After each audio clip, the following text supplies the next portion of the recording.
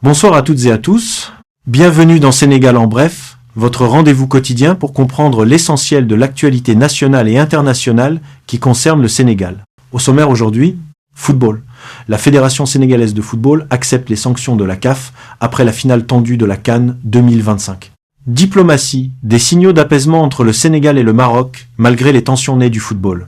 Culture, la disparition d'une figure marquante du paysage audiovisuel sénégalais, l'actrice Halima Gadji, qui a profondément marqué toute une génération. C'est football, l'AFSF accepte les sanctions de la CAF, la Fédération sénégalaise de football a tranché. Elle ne fera pas appel des sanctions infligées par la Confédération africaine de football à la suite de la finale controversée de la CAN 2025 opposant le Sénégal au Maroc. Dans un communiqué officiel, la FSF annonce qu'elle assume pleinement les sanctions sportives et financières, ainsi que celles visant l'entraîneur et certains joueurs impliqués dans les incidents survenus à l'issue de la rencontre. Cette décision intervient dans un contexte particulièrement sensible. La finale, remportée par le Sénégal après prolongation, avait été marquée par des contestations arbitrales, des tensions sur le terrain et une forte pression médiatique et populaire. En choisissant de ne pas saisir les instances d'appel, la FSF adopte une posture d'apaisement et de responsabilité institutionnelle. Pour les dirigeants du football sénégalais, l'objectif est clair. Éviter une escalade disciplinaire, préserver l'image du football national et tourner rapidement la page afin de se projeter vers les prochaines compétitions continentales et internationales. Cette décision ne fait toutefois pas l'unanimité.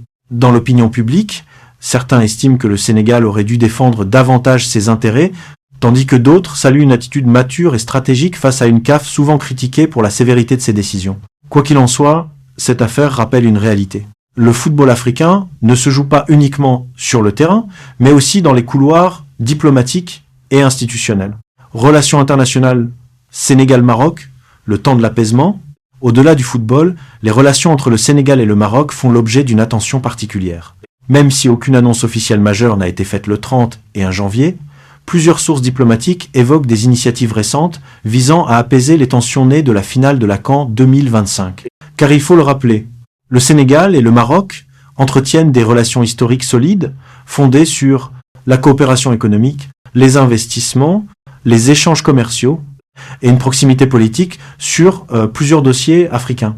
Les incidents sportifs, aussi médiatisés soient-ils, ne doivent pas remettre en cause ces liens stratégiques. Selon des observateurs, des canaux diplomatiques discrets sont activés pour calmer les discours excessifs, protéger les partenariats économiques et éviter que le football n'empiète durablement sur les relations bilatérales.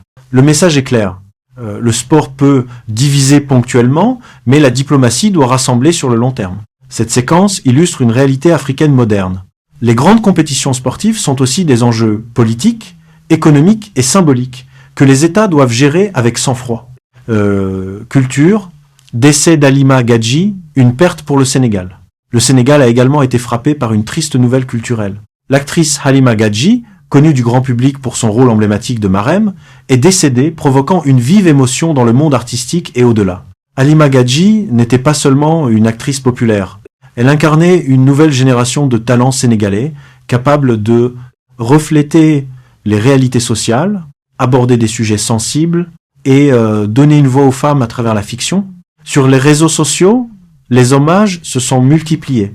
Collègues, réalisateurs, téléspectateurs et anonymes ont salué une femme engagée, professionnelle et profondément humaine.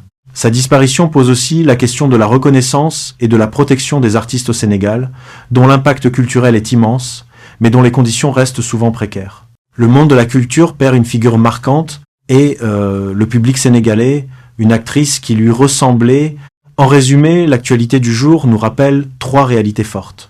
Un football sénégalais confronté à des décisions lourdes mais stratégiques, une diplomatie régionale qui cherche à préserver l'essentiel au-delà des émotions sportives, et une culture nationale endeuillée par la perte d'un talent qui a marqué son époque.